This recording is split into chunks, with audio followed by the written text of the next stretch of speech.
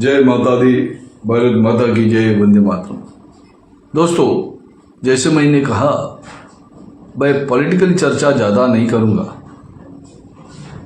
लेकिन ये पॉलिटिकल चर्चा नहीं है, ये एक किसी की लाइफ, किसी की जिंदगी जो हमको प्रेरणा दे, या अंग्रेजी में कहते हैं मोटिवेशन करे या इंस्पिरेशन करे, उसके बारे में हमको चर्चा करनी चाहिए।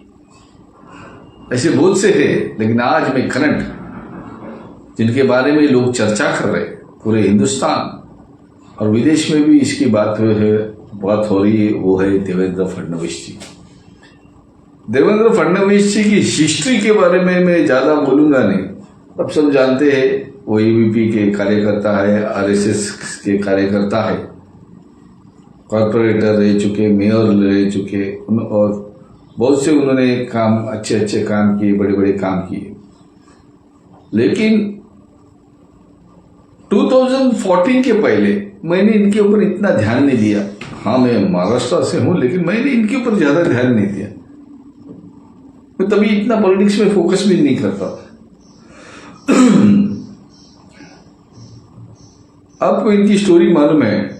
जब इन्होंने, अब मैं किसी की बारे में बुराई कर रहा, अच्छा कर रहा ये नहीं, उद्धव ठाकरे जी, अपना उद्धव ठाकरे जी की शिवसेना के साथ, तभी एक ही शिवसेना थी बाला साहेब ठाकरे की, इसके साथ इनका गठबंधन था और उन्होंने वापिस इलेक्शन कॉन्टेस्ट किया। इलेक्शन कॉन्टेस्ट करने के बाद शरद पवार जी तो हारे थे, उद्धव ठाकरे जी की पार्टी को 60 वोट और इनको कुछ 100, मेरे को बराबर याद नहीं, 103, 105 या 112 कुछ भी थे।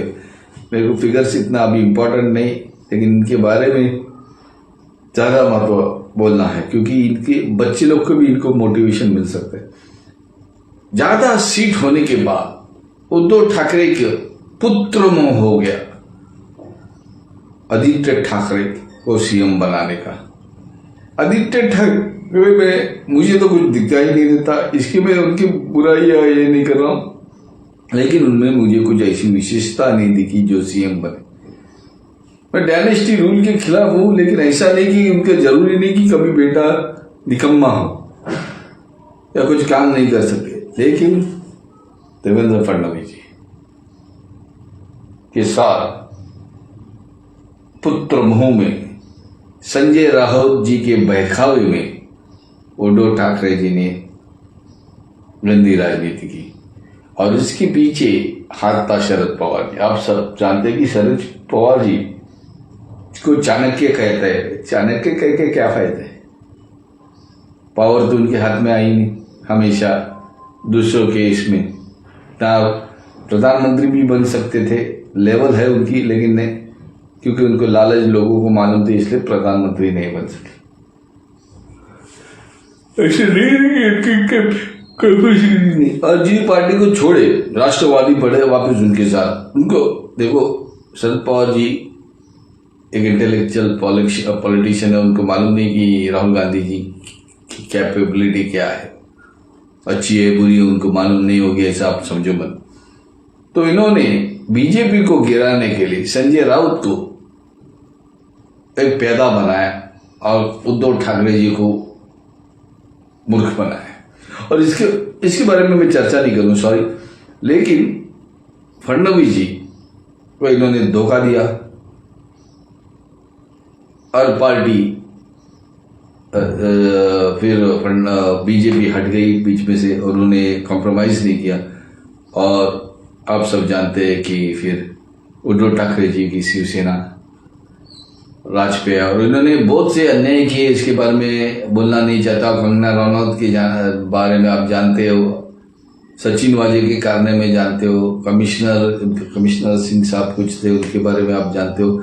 लेकिन इन्होंने और अर्णब गोस्वामी को जेल में अंदर डाला। अभी ये ईडी वीडी इनके हाथ में है बोलते, तो ये क्या कर रहे थे, तो वो जाने दो। लेकिन फडणवीस जी और उनकी टीम हट गई, कॉम्प्रोमाइज नहीं किया। ये 2.5 साल का चक्कर जो संजय राउत जी 50-50 प्यार का वादा 50-50 क्या है इरादा 50-50। अरे चपरासी का लायकी का नहीं है, उसको उद्धव ठाकरे ने कहाँ ऊपर लेके आया। बाला साहेब ठाकरे के समय ये नजर भी नहीं थे, मुझे याद नहीं, मैंने संजय राउत जी का नाम भी सुना था, थोड़ा सा कभी इधर उधर कुछ एडिटर थे, लेकिन मैंने इतना नाम नहीं सुना था। उद्धव ठाकरे के वजह से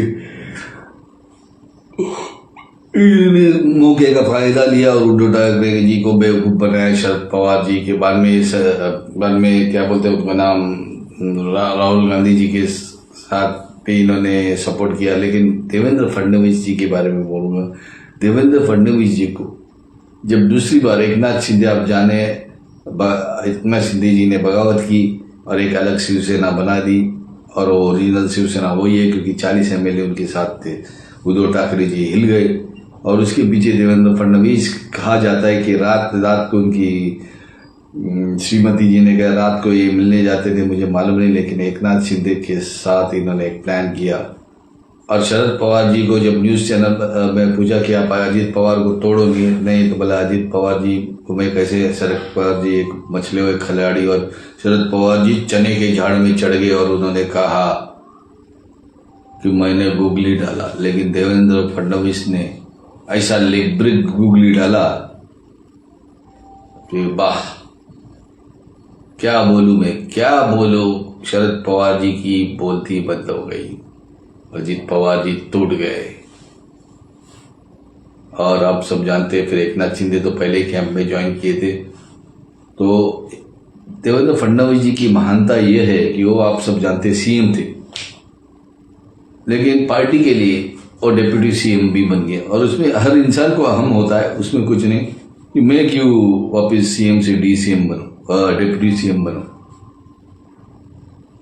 और वो बोले मैं बाहर से पार्टी को सपोर्ट करूंगा, काम करूंगा। तो तभी उनको फोन आया हाई कमांड से, बीजेपी के हाई कमांड से, कि अब शायद अमित शाह जी का फोन आया और उन्होंने कहा नहीं, आपको डिप्यूटी सीएम बन के काम करना पड़ेगा, आप पार्टी के बाहर नहीं रह सकते, होम डिपार्टमेंट आपके हाथ में रहेगा। और देवेंद्र फडणवीस एक आज्ञाकारी की तरह पार्टी का कमांड सुनी और उन्होंने डिप्यूटी सीएम का काम किया।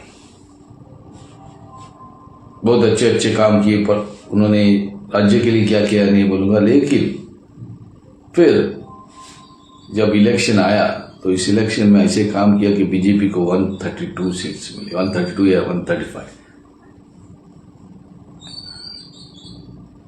आंकड़े के ऊपर मैं नहीं जाऊंगा, लेकिन इनकी जीत हो गई। और फिर अजीत पवार जी ने इनको फुल सपोर्ट किया और फिर इनको सीएम की पदवी देने के लिए सब तैयार थे। तभी थोड़ा सा शिवसेना का मतलब बाला साहेब ठाकरे जी की शिवसेना यानी कि एकनाथ शिंदे जी की शिवसेना में कुछ खलबल थी। ऐसा इन लोगों ने मीडिया में इन्होंने ही फैलाया। इस टाइम महायुति ने मीडिया को घुमा दिया और ये झूठे न्यूज है, झूठे कुछ न्यूज देने चाहिए, और उसमें ऑपोजिशन नाचने लगी, कूदने लगी। लेकिन बीजेपी ये फेक न्यूज और महात्यु फेक न्यूज फैला लेते, 10 दिन लगाया और ये मजे देख रहे थे। और न्यूज वाले ऐसे ऐसी स्टोरी बनाते थे। फिर वो सीएम हो गए। फिर एकनाथ शिंदे जी और शपथ ग्रहण को आएंगे कि नहीं, सब सोचते थे। लेकिन इन्होंने एकनाथ शिंदे जी को समझाया कि मैं खुद एक सीएम था, आप तो सीएम नहीं थे, मैं तो सीएम था, लेकिन सीएम से मैं, आप तो बन गए बने, मैं खुद एक सीएम था, मैंने पार्टी को ऊपर लाया, मैंने काम किया, फिर भी मैं डिप्यूटी सीएम बना। बीजेपी के जो देवेंद्र फडणवीस जी के कारण हो गई, मोदी जी के कारण हो गई, लेकिन देवेंद्र फडणवीस ने डिप्यूटी सीएम बनने के लिए राजी हुए। और फिर एकनाथ शिंदे जी ये सुन के वो भी तैयार हो गए और फिर से डिप्यूटी चीफ मिनिस्टर से डिप्यूटी सीएम बनने को तैयार हुए। तो इनमें एक कन्विंसिंग पावर है। और मेरे को लगता है ये खाली महाराष्ट्र में एक पॉपुलर लीडर नहीं, ये सेंट्रल के लीडर हो चुके। हो सकता है इनकी राजनीति देख के ये कल होम मिनिस्टर या कल फिर भावी पंत प्रधान भी हो सकते। तो इनका एक लाइफ एक मोटिवेशन है। और इन्होंने बीजेपी के लिए ना, कांग्रेस के जो रहते सत्ता के लालची के और पैसा की वजह से वो पॉलिटिक्स में काम करते हैं, लेकिन इन्होंने पार्टी को और देश का हित के लिए काम किया। पहले देश हित फिर पार्टी के लिए काम किया और इसकी उनका लाभ मिला। ऐसे बहुत जन होते जो सीरियस काम करते उनको लाभ नहीं मिलता, लेकिन इनको लाभ मिला और आज एक इन्होंने इतिहास रचा है। सब इनको जानते हैं, पूरी देश विदेश में अब इनकी चर्चा है। और एकनाथ शिंदे बीजेपी की सोच जैसे ये इनके साथ है तो बड़ी बात नहीं, लेकिन इन्होंने अजीत पवार जी को भी अपने साथ लगाया। मतलब ये एकनाथ शिंदे की से तो इनका जमता ही है, फिर अजीत पवार जी जिनका आइडियोलॉजी अलग है इनको भी पकड़ के चले, इसलिए आज इतने। और बहुत सीखने को मिलता है कि हमको समाज में रहना है तो सबको पकड़ के चलना है, और मुझे भी इसका बोध हो गया। और इसके लिए मैं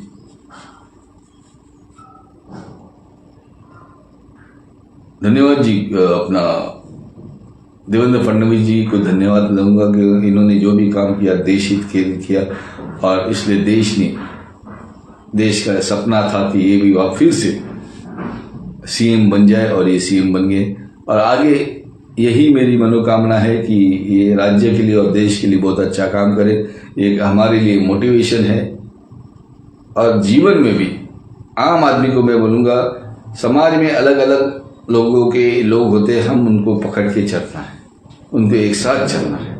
यही मेरी मनोकामना है कि देश के बच्चे देवेंद्र फडणवीस जी की आइडियोलॉजी को फॉलो करें। और इसी के साथ मैं आपके से रुखसत होने की इजाज़त चाहता हूँ। जय माता दी, भारत माता की जय, वंदे मातरम।